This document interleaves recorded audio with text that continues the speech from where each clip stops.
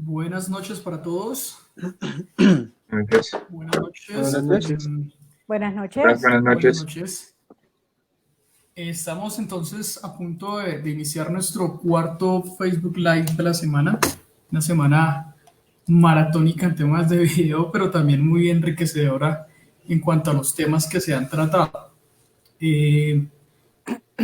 Hoy tenemos algo muy especial, y es que vamos a hablar de una exposición que se generó con con los estudiantes de Ingeniería Mecatrónica de la Universidad Militar Nueva Granada, y que estuvo a cargo de la ingeniera de Chávez, pues la realización de estas piezas con los estudiantes.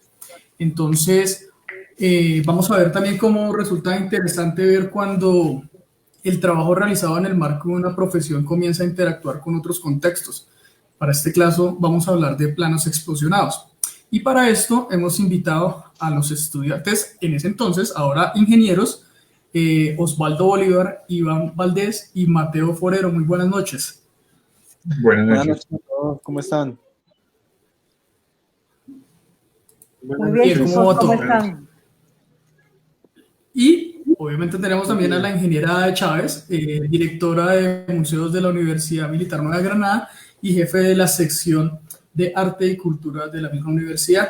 Entonces también esto sirve como un reencuentro de cuántos años hace que se hizo, cuánto tiempo hace que se hizo el proceso.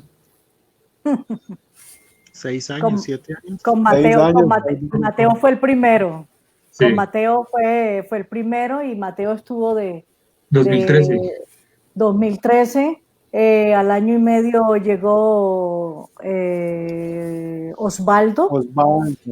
y un año o 6 meses después llegó Iván. 3 hijos que se me reencuentran hoy. Sí, señora, tal cual. Pues bueno, Sí. qué bueno que estos espacios también sirvan de reencuentro, y también pues para que hablemos un poco de lo que es, sin pensarlo en su momento, y ahora la exposición en el marco de una situación muy especial que se está viviendo, ¿no? Y cómo reinventamos cosas. Esta palabra reinventar está como ya muy repetitiva en este momento, pero sí de alguna forma es cierto. Tomamos elementos que existían, les damos otro contexto y funcionan, y nos permite generar nuevas narrativas. En este caso, de algunas de las piezas del Museo Nacional de las Telecomunicaciones, que tiene más de 400 piezas en su haber, y que los estudiantes en su momento escogieron estas piezas para realizar estos planos explosionados. Y bueno, vamos a empezar ya, y le voy a contar a las personas que están llegando de qué estamos hablando. Y es de la exposición virtual Desensambles, una mirada explosionada al Museo Nacional de las Telecomunicaciones. Pero, ¿qué es un plano explosionado? Es un término que tal vez se utiliza mucho dentro de la ingeniería o este tipo de profesiones, y no dentro del campo museal. Entonces, yo no sé quién nos quiere contar de los invitados qué es un plano explosionado y para qué se utiliza. Bueno, mira, antes de que los ingenieros comiencen su participación, quiero decirles a todas las personas que nos siguen y están acompañándonos ahora en línea que esta es nuestra segunda inauguración de una exposición virtual en todo este tiempo en que nos ha acompañado también el COVID. La primera fue las teleoperadoras, y hoy inauguramos Desensambles, una mirada explosionada al Museo Nacional de las Telecomunicaciones. Antes de ceder la palabra, quiero contextualizarlos de por qué hicimos este trabajo. Cuando se comenzó a reactivar el Museo Nacional de las Telecomunicaciones, hicimos unas visitas a ciertos museos que nos abrieron sus puertas, y dentro del proceso de conservación que llevaban y de restauración, algunos también nos indicaban que eran 2 labores que estaban casi siempre a la cabeza de una persona, y que esa labor la hacía esa persona y nadie más. Cuando uno llega a un contexto y mira esto, se da cuenta de que no hay una transferencia a veces de conocimiento y que si esa persona está ausente, el conocimiento se va. Estábamos entonces enfrentados a una colección, como tú dices, de más de 400 elementos, y el asunto era que la única mano de obra con la que se contaba era con la de los pasantes. En ese entonces contábamos con pasantes de ingeniería industrial, ingeniería multimedia, ingeniería civil, telecomunicaciones e ingeniería en mecatrónica. Entonces, en ese orden, comenzamos a organizar la selección de ciertos elementos de la colección para que, en este caso, Mateo Forero, que fue el primero que llegó a trabajar con nosotros, comenzara a analizar cada una de las piezas que él voluntariamente eligiera para comenzar a hacer los planos que no teníamos, algunos manuales, algunas sugerencias y sobre todo el proceso de conservación que en el área de ellos se llama mantenimiento preventivo para que no se deteriorara más la pieza. Hasta aquí fue nuestra intencionalidad al hacer este proceso. Ahora sí le cedo la palabra a cualquiera de los ingenieros y que nos explique entonces, dentro de su argot, de su léxico técnico, en qué consiste, qué es un plano explosionado.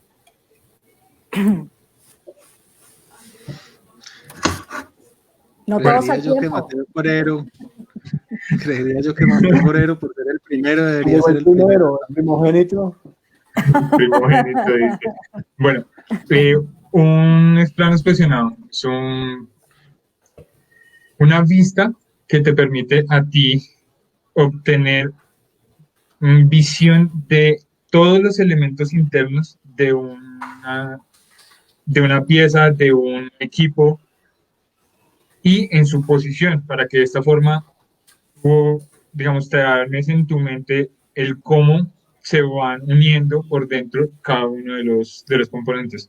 Eso he dicho en un lenguaje que todos podamos como comprender.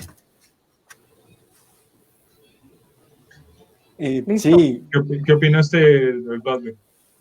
Tal vez complementando un poco lo que dice Mateo, llevándolo un poco más a la visión coloquial, es básicamente encontrar todos los componentes internos que muchas veces no logramos identificar en una pieza, que son supremamente importantes para el funcionamiento de la misma, y a través del plano explosionado lo que logramos ver es cómo toda esa cantidad de componentes, de tornillos, de engranajes, que puede llegar a tener una pieza, finalmente se ensamblan y llegan a conformar un sistema. Entonces el plano explosionado lo que nos permite es visualizar en un plano general todos los componentes que puede tener internamente un sistema, cualquiera que sea. Otra de las intencionalidades, chicos, ¿se acuerdan, chicos, que otra de las intencionalidades era que la persona que lo sucediera a ustedes o las personas que se encontraran en el área de conservación no se enfrentaran al plano como tal, y por eso era el afán de pasarlo de lo estático a lo dinámico, que son las animaciones que se están proyectando aquí a mi espalda, si se alcanzan a ver. Sí, claro. De hecho, sí. Otra opción creo que era, de pronto me adelanto a tus ideas, habíamos pensado en hacer como impresión 3D de nuestras piezas y así poder hacer manipulación desde la experiencia de usuario, o sea, un visitante al museo. Sí, me acuerdo. ¿Qué estabas diciendo, Iván? Sí, Iván. No, quería complementar un poco lo que estaban hablando sobre el explosionado. Más que mostrar todos los tornillos y eso, es un despiece del equipo, o sea, dejar todos sus componentes, todos libres, todos a la vista, sin tener ninguno agregado a otro, sino todo que se pueda ver cómo se ensambla y cómo se desensambla a la vez. Entonces es como el punto más simple de ver que es un desmonte de un equipo. como coger un vehículo y desbaratarlo y dejarlo sin ninguna pieza unida. Sí, Sería señor. como lo más fácil Sí, señor. para entender el contexto del explosionado. ¿Qué proceso o qué paso a paso se hace para hacer un plano en explosión, chicos? Lo primero Bueno. es hacerlo físico. Realmente lo importante es hacerlo físico, que es desmontar totalmente el equipo, que es lo que se busca. Y de ahí tomar parte pieza por pieza, volverlas en forma digital y en forma digital volverle el explosionado. Hacer Bueno, primero voy a hacer una, sí. voy a hacer una pregunta capciosa. Los que no somos del área de mecánica ni de mecatrónica y somos necios, como me pasa a veces y le deberá suceder a mucha gente, tomamos un elemento y lo desarmamos para limpiarlo y resulta que terminan sobrando tornillos, piezas y cuánta cosa. ¿Cómo se hace para que eso no ocurra? ¿Cómo es esa lógica de ustedes de diferente a la de nosotros que siempre saben dónde va cada cosa? Realmente creo que esto fue un proceso de aprendizaje para todos. Al enfrentarnos a equipos de los cuales no existían manuales, en muchas ocasiones no existía ninguna referencia puntual del equipo que estábamos trabajando, resultaba muy interesante hacer este proceso que menciona la ingeniera Ada, y es precisamente el tomar un registro exacto de cada pieza que retirábamos del lugar puntual donde lo retirábamos, casi que una hoja de vida y una hoja de ruta de cada equipo. A partir de eso, empezar a solucionar y a despezar todo el equipo. Una vez termináramos esto, cuando termináramos el explosionado, todo el tema de transferencia digital a CAD, teníamos que basarnos nuevamente en nuestra hoja de ruta que hicimos al comienzo, cuando, digamos, de cierta manera desensamblamos el elemento, y asimismo dar la vuelta y empezar a ensamblarlo nuevamente. Eso era supremamente importante. Las piezas del museo eran piezas con gran valor histórico, son piezas con gran valor histórico, y realmente cualquier elemento que llegáramos a omitir en su ensamblaje, pues podía llegar a perder su valor, de cierta manera, su valor histórico. Entonces creo que, pues, de mi parte era una hoja de ruta completa que teníamos que tener, tanto para desensamblar como para ensamblar nuevamente. Sí, pues digamos también como más enfocado en la pregunta de la ingeniera sería, digamos, sí, la hoja de ruta es muy importante. Digamos, en mi caso, no sé, lo manejé así, fue un registro fotográfico de cada pieza, cada desmonte que hacía un registro fotográfico, tenía una secuencia, por la misma secuencia me tenía que basar al momento de armado. Hay otro punto importante, que el diseño no fue solo mecánico, sino también fue electrónico. O sea, ese también fue un punto que también fue complicado, porque son elementos electrónicos que no se consiguen ya en el mercado o en internet, o no hay datasheets, que es como la hoja de vida de los elementos. Ahí fue donde más, la verdad, sufrimos. O sea, ahí fue donde más complicado fue el trabajo, porque la parte mecánica en sí es desarmar, tener un orden y después empezar a tu proceso en diseño CAD. Agregando un poco, yo ya estaba manejando al final las dos cosas, una hoja de ruta, lo que hacía era un documento en Excel, le iba agregando qué foto iba tomando para que no me fuera a faltar, digamos, ningún paso.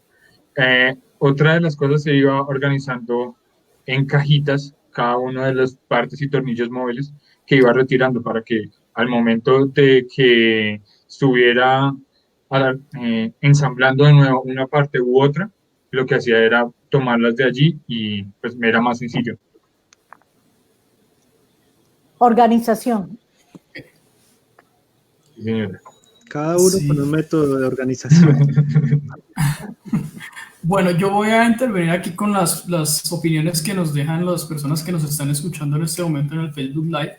Y Lady Castro nos pregunta, ¿en su entorno laboral alguno de ustedes como ingenieros ya siguen desarrollando este tipo de planos CAD? En algún momento de mi carrera yo sí he estado haciendo algunos diseños, pero la verdad en este momento me he planteado o pues soy independiente. Tengo una industria, entonces me he dedicado solo a la parte de mantenimientos correctivos y preventivos, que fue una parte muy importante que trabajamos ahí. Toda la organización de los mantenimientos, las hojas de vida, el tiempo útil de los equipos, todo eso fue es la parte que yo estoy aplicando, que aprendí en ese proceso. Por mi lado, en una que otra ocasión, pero digamos que no en entorno profesional, de práctica o que quiero diseñar algo de hobby, de resto no. Okay. Mira, tal vez yo sí en algún momento... Osvaldo. Yo sí en algún momento, hace ya bastantes años, creo que fue incluso después de terminar la pasantía, tuve que desarrollar algunos modelados 3D de básicamente esquemas de tableros eléctricos, donde pues digamos que se aplica bastante todo el tema de modelado 3D. Entonces en algún momento sí lo usé, actualmente ya no mucho, pero realmente sigue siendo una herramienta muy importante para la ingeniería. Es indispensable, diría yo, el modelado 3D en ingeniería. Indispensable. Sí. Bueno, y eso nos lleva a otra pregunta que esta vez nos la hace Mauricio Quintero, que dice, buenas noches, es decir, que inician un modelado en 3D para entender el ensamblaje. Claro, para hacer un proceso de explosionado se hace un diseño CAD, todos los diseños CAD son 3D, y en ese momento el ensamble el ensamble tiene que ser 3D, o sea, cada pieza tiene que tener sus 3 espacios. Cierto. Ok, y nos preguntan también, ¿cuál fue la pieza más complicada de llevar al plano explosionado? ¿Cómo fue el proceso? ¿Cómo se distribuyeron? Es decir, yo cogí el teléfono. Yo creo que eso no se puede preguntar, porque ahí hubo una feria bien interesante. Entre ellos había una rivalidad eligiendo las piezas. Okay. Yo sí me acuerdo de la mía y fue bastante complicada. Fue la primera cámara de televisión que llegó al país, una de las primeras cámaras de televisión. Para mí esa fue supremamente complicada porque era muy robusta, muchos componentes electrónicos, no, fue la que más tiempo me tomó, la verdad. Bueno, y déjame decirte, Iván, que con esa pieza es que se abre la exposición virtual, porque es el video más complejo. Y a propósito de eso, le cuento a todas las personas que nos están viendo cómo va a ser este proceso de la exposición virtual, desensambles. Vamos a rotar o sacar al aire una pieza diaria en la medida de lo posible. Y el diaria nos va a llevar no solamente la pieza, sino otras actividades que se van a hacer en torno a las mismas, que ya Alejandro les comentará ahorita. El asunto es que la exposición más o menos nos va a demorar un mes, ya que vamos a sacar las animaciones de los planos explosionados, vamos a hacer las actividades con unos souvenirs para que los tengan de recordatorio en casa, que son ensambles de los desensambles. Ya después vamos a ir explicando cada cosa. Vamos a hacer talleres referentes a esos ensambles. Vamos a lanzar un juego asociado a la labor del restaurador, que es nuestro nuevo compañero en museos. Vamos a hacer talleres, concursos y todo en torno a la temática de desensambles y ensambles del museo. ¿Me complementas, Alejandro? Sí, como bien lo dice Ada, la idea es empezar a publicar, son en total 16 piezas. Esta noche vamos a empezar, después de la charla, del conversatorio que estamos haciendo, vamos a empezar con el televisor, y van a salir las otras piezas paulatinamente. 16 piezas que van a estar también acompañadas, como bien los decías, con talleres y con actividades más enfocadas desde el tema educativo y con algo que me parece muy chévere y también se ha pensado para que las familias en casa ensamblen, como bien decías, lo que aquí los compañeros desensamblaron y son unas piezas que se pueden imprimir y ustedes las van a poder armar. Es decir, que prácticamente las personas que nos acompañen durante todo este tiempo van a poder tener esta pequeña parte de la colección del Museo Nacional de las Telecomunicaciones en su casa. Y bueno, en su momento pues nos encantaría que nos mostraran cuando las ensamblaron, de repente si le dieron un espacio en su casa. Hay piezas muy, muy icónicas. Está el radio RC, el Víctor, que era uno de las marcas icónicas de todo este tema de radio. Tenemos un grabador de vinilos, tenemos la televisión, telégrafo, el telégrafo está ahí. En fin, son 16 piezas y la invitación es para que estén pendientes de las actividades que vamos a estar realizando y en su momento para que empiecen a coleccionarlas y nos vayan mostrando cómo va pasando ese proceso en sus casas.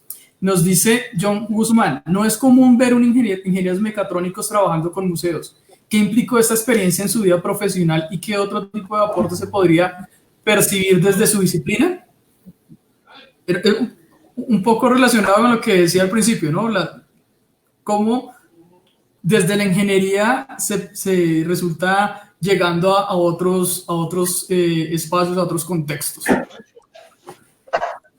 Entonces, no sé quién se anime a contestarle a John Guzmán. Bueno, pues yo personalmente, actualmente me desempeño en un sector que es el sector académico, y allí se encuentra algo muy interesante. Definitivamente, no solo los ingenieros, sino todas las áreas del conocimiento tienen una partida muy importante y es la transferencia de conocimiento. Precisamente eso es lo que buscamos nosotros a través del diseño, del desarrollo de estos CAD, de los ensamblajes, de todo el trabajo que se realizó allí con las hojas de vida de las piezas, y es precisamente poder dejar de cierta manera un archivo digital que sirviera no solo para ver el funcionamiento de los equipos, para ver las piezas, sino que realmente la persona que llegara, una persona a futuro, pudiera recibir este conocimiento y apropiarlo de la mejor manera. Entonces, creo que sí, en general los ingenieros de nuestra parte, mecatrónicos, lo que podemos aportar es a simplificar un poco la información y hacer mejor esta transferencia de conocimiento hacia el público en general. Y ese realmente creo que fue uno de los aportes una de las expectativas que espero haber dejado con el trabajo en el museo. Sí. En mi experiencia como ingeniero, o sea, en mi campo, sí, no es muy usual obviamente ver ingenieros trabajando en un museo, pero la verdad a mí me sorprendió el hecho de haber entrado a trabajar ahí y haber visto todo el campo de acción que se podía tener, que todo el conocimiento adquirido en ese tiempo se podía implementar en un museo. Obviamente las ideas llueven, hay muchísimas ideas para eso, pero a mí me sirvió muchísimo.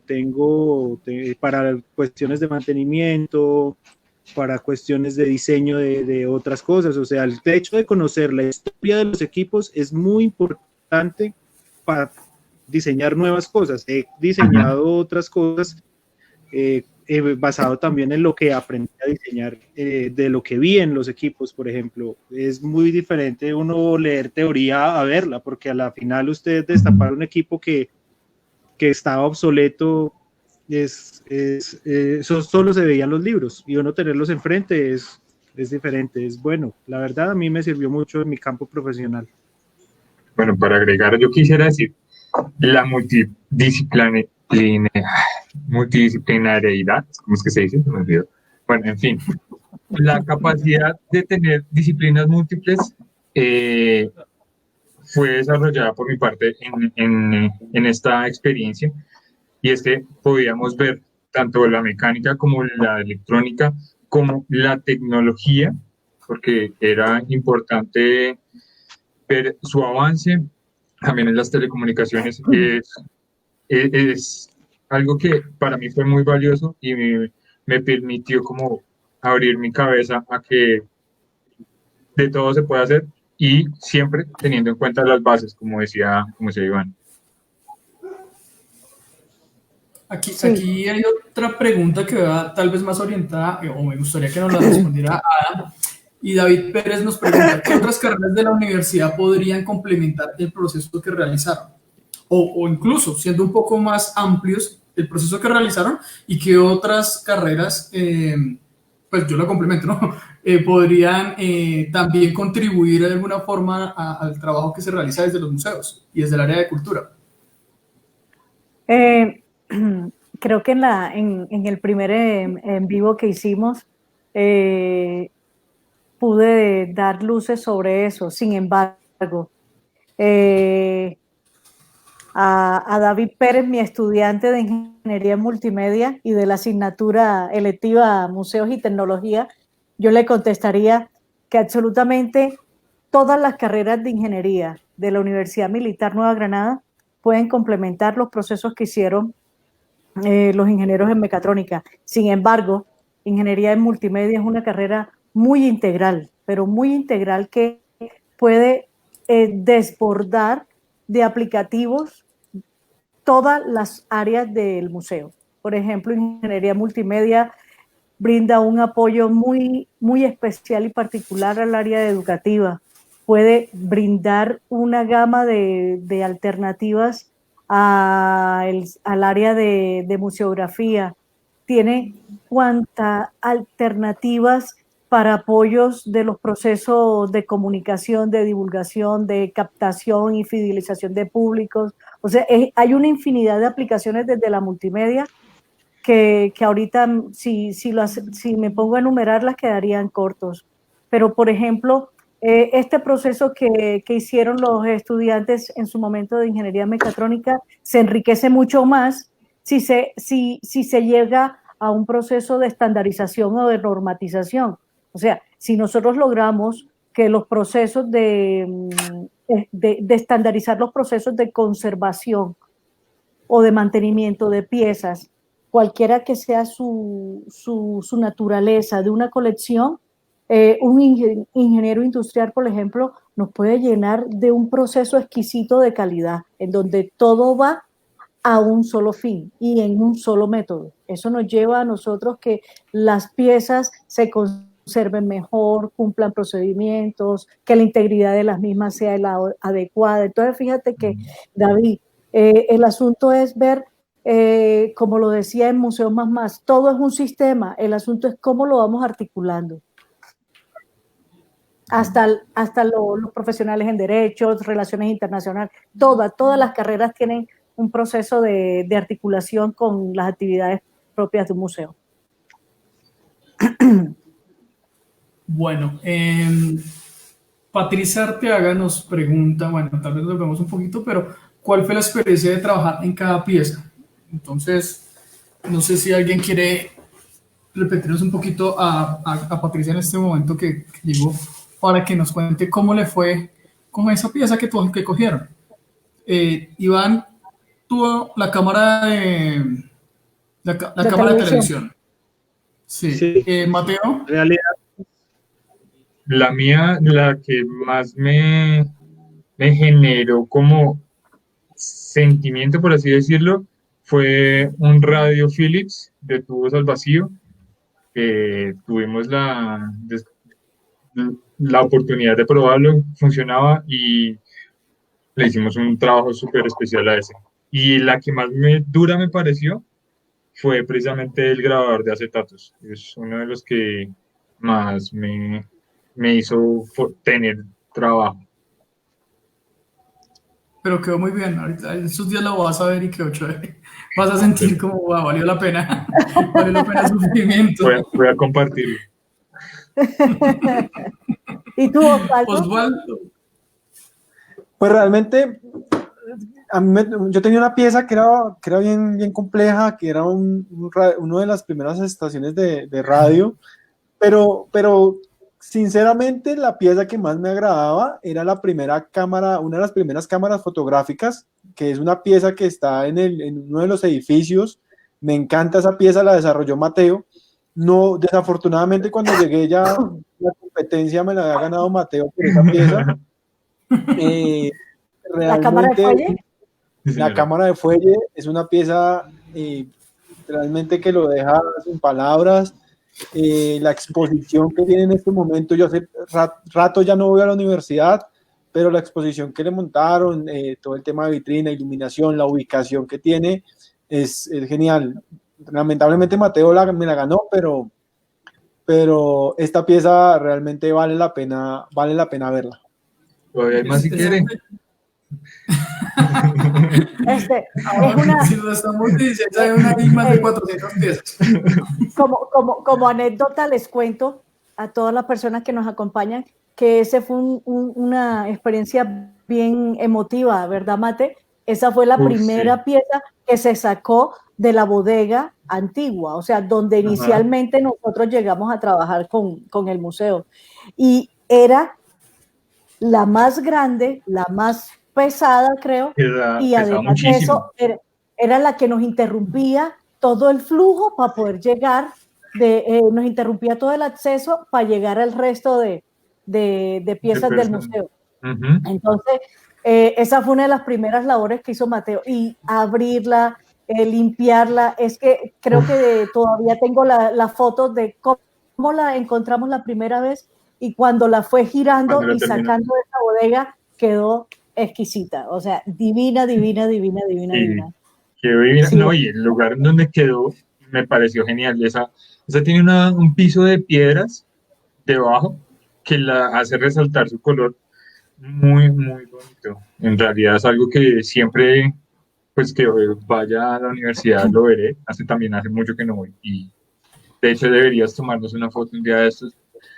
Nos tomamos un montaje, nos ponemos a ver al menos un montaje porque no podemos ir. No, pero ahora que se acabe la cuarentena y todo este proceso de aislamiento, todo lo que estamos haciendo a modo virtual, todo lo vamos a hacer, a tratar de replicar en forma presencial. Así que con ustedes contamos. Y por cierto, son los primeros que esperamos que hagan el ensamble que ha preparado la coordinación de educativa. A ver, ¿no? Ingenieros en mecatrónica. Claro. Le sale muy bien ese ensamble, a ver cómo va a salir el ensamble. No tienen presión de nota ni nada, eso va a salir más relajado. Nos preguntan aquí, ¿este proyecto va a tener continuidad teniendo en cuenta la cantidad de piezas con las que cuenta la colección? Eso depende del proceso de motivación que tengan los ingenieros, los estudiantes de ingeniería en mecatrónica. Para los que nos están viendo, yo les cuento una cosa, un poquito ajeno a lo que estamos haciendo. La Universidad Militar Nueva Granada, en la Facultad de Ingeniería, tiene aproximadamente, si no me falla la memoria, son 10 alternativas de modalidad de opción de grado. O sea que los estudiantes tienen 10 modalidades de tomar su requisito para optar al título. ¿Qué ocurre? Que esta, que se llama pasantía, es una de esas 10 opciones. Entonces, todo va en la intencionalidad a futuro que tenga un estudiante. Si quiere investigar, si quiere hacer un trabajo de grado, si quiere hacer parte de los grupos de investigación, si quiere pasantía, si quiere internamente a la universidad o fuera en una empresa. Entonces, tienen muchas posibilidades. Entonces, por eso les digo, eso depende de la intencionalidad y el entusiasmo que tengan los estudiantes que se interesen. Aquí está Javier B. Le dice que recuerda la primera bodega. No nos dice si la recuerda. ¿Cómo la recuerda? ¿La recuerda? ¿Qué nos puedes decir? Esa primera bodega. Que eso es como el... Pero un momento, ¿en la universidad? Que hablen los chicos. La primera bodega donde nosotros llegamos. ¿Se acuerdan? Sí, yo me acuerdo que estuve allá desde marzo del 2013 hasta que me fui, pero no sé si Javier Bebele se refiere a la primera bodega en la universidad o en el Murillo Toro. Ah, no, supongo que está hablando de la universidad. O bueno, La no sé, universidad. ahí sí me queda. No, Es que como ayer hablamos en de el Murillo Murillo Toro, no Ahí, había en la bodega, no había universidad, bodega. ahí al lado donde guardaban el tractor. Donde dio un poquito de frío nomás.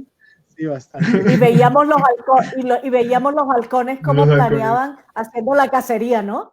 En las Ah, tardes. sí. Teníamos Sí. avistamiento de aves gratis.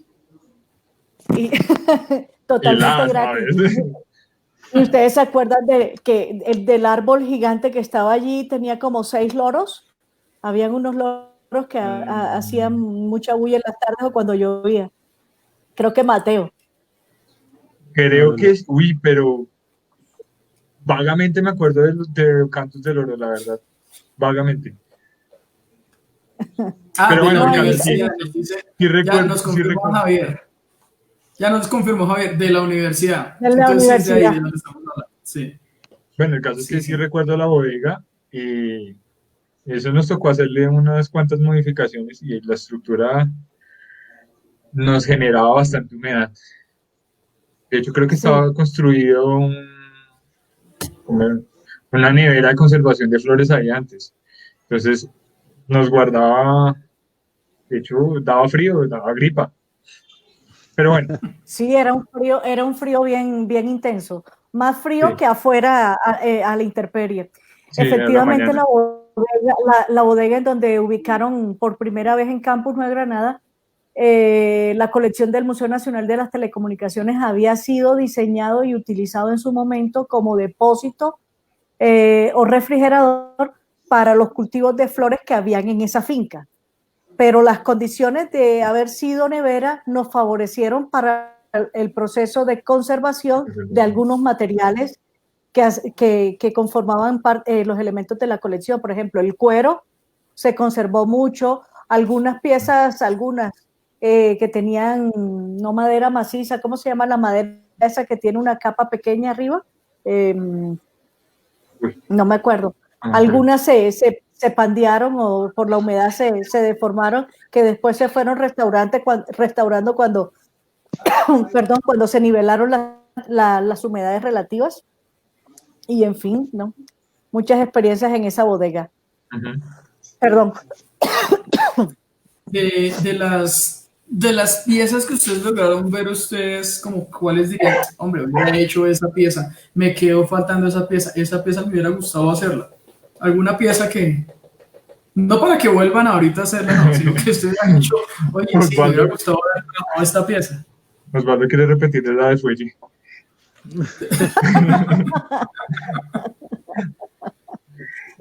Yo creo que había un comunicador satelital ahí que me parecía demasiado interesante, que venía en una maleta gigante, no tengo una vaga Ah, idea de él. Esa antena era un Sí, reto, ¿no? Yo la sí, veía como un para mí, reto. sí, ese, Los el teléfonos diseño de esa, satelitales. Los sí, teléfonos era, satelitales. yo vi eso y yo dije, no, esto es como trabajar para la NASA con eso, porque la verdad era bastante complejo con eso. Me imagino que el sistema eléctrico de eso tampoco hubiera sido nada amigable, pero era así un buen reto. No. De hecho, creo que yo lo intenté desarmar una vez. No tenía las herramientas. Y creo que tenía como un par de llaves. No eran ni Tor ni Bristol, eran especiales y no logré abrirlo en ese momento. Pero bueno, Eso es otra situación también, que muchas de las piezas supongo que vendrán con unas llaves para abrir con unas llaves muy especializadas, ¿no? Para muchas personas yo supongo que ya se les empezó a generar curiosidad respecto a la cámara de fuelle y en su momento ah, mira, ahí está atrás, casualmente. Y es que el problema es que esa cámara tiene unos rieles de casi 2,5 metros, entre 2 y 3 metros, ¿no? de 5. Y Sí, la, señor. y la cámara es grandísima. Es una cámara que dentro de lo que yo he investigado se crea como en 1828 y la que tenemos acá está datada entre 1940 y 1950. Era la cámara donde se empezaba a hacer todo el proceso de daguerrotipos, pues como fotografía. Tiene una historia muy linda esa cámara. Ojalá en algún momento puedan visitarnos en el museo y poder apreciar todas estas obras e interactuar un poco con lo que es la historia de las comunicaciones en nuestro país. Hablando de eso, creo que al país se trajeron 2 de estas, las cuales una estaba en el Museo de las Comunicaciones de Mundillo Toro, ahora está con el de la universidad, y la otra está en Cali. En Caliwood, ¿cierto? En Caliwood. Caliwood. Sí, yo tenía esa duda, si era de ese mismo tipo, ahora que lo dices yo creo, ahora sí, Sí. entonces sí, es en Caliwood. Incluso yo les estaba Caliwood, pidiendo unas piezas para completarla de nosotros, y no, por el paso del tiempo y que ya no se distribuían, ya no se producían, no lo tenían. Ok.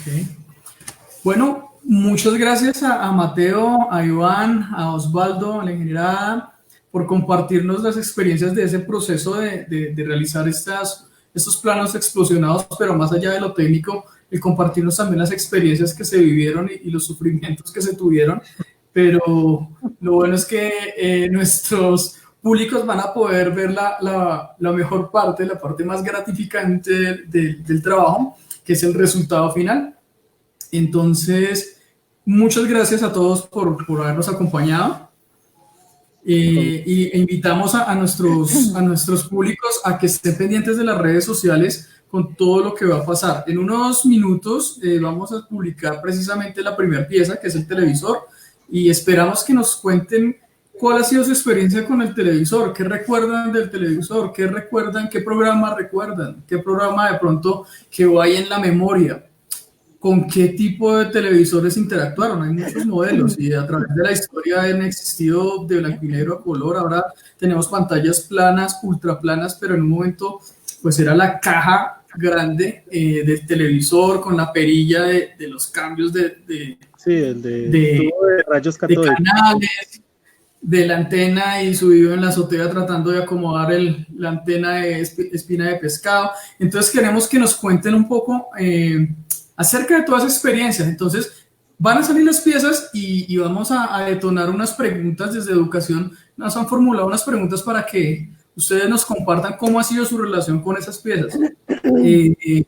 Les recuerdo que vamos también a publicar 16 piezas armables. Las 16 piezas que van a estar dentro de la exposición van a ser plegables. Van a ser los souvenirs de esta exposición, y además van a ser piezas educativas para que en familia hagan el ejercicio de armar el elemento y quede para la colección personal de la familia. A futuro ese elemento estará sometido a, dependiendo lo que quieran, a un concurso, a una exposición y a una cantidad de eventos que tenemos organizados en esta, nuestra segunda exposición virtual de ensambles. Chicos, muchas gracias por su tiempo, muchas gracias por este reencuentro, muchas gracias por estar allí. No olviden, todo este momento, toda esta situación pasará. Nos encontraremos y departiremos nuevamente en nuestro campus hermoso de Cajicá, en nuestro campus Nueva Granada. Saludos a la familia, cuídense mucho y nos vemos muy pronto. Besos. Recuerden seguirnos en redes. Ahí estamos. Sí, ahí estamos. Museos UMNG en todas las redes. Les falta Instagram, no los encontré la vez pasada. Instagram, sí, también en Instagram. Ahí estamos. Hoy, bueno, un servicio social, ahora que lo dice. En este momento, hoy precisamente, estamos de concurso. Bueno, resulta que hace unos días aquí se lanzamos una convocatoria que era de fotografías desde tu ventana. Se hizo una preselección y esta tarde se publicaron 34 fotografías que entran en la fase final del concurso, las cuales pues los invitamos a darle like a la que más le guste, porque la que más corazoncitos tenga va a ser la ganadora del concurso. Pueden votar hasta el 29 de mayo a las 23:59 hora Colombia. Entonces, invitadísimos a esta. Ahora sí, muchas gracias a todos y feliz noche. Realmente feliz noche. Chao. Feliz Hasta luego. descanso. Pero, pues, Chao, muchachos. Saben que. Chao, Muchas chao, gracias. chao. Chao, chao, Muchas chao. gracias.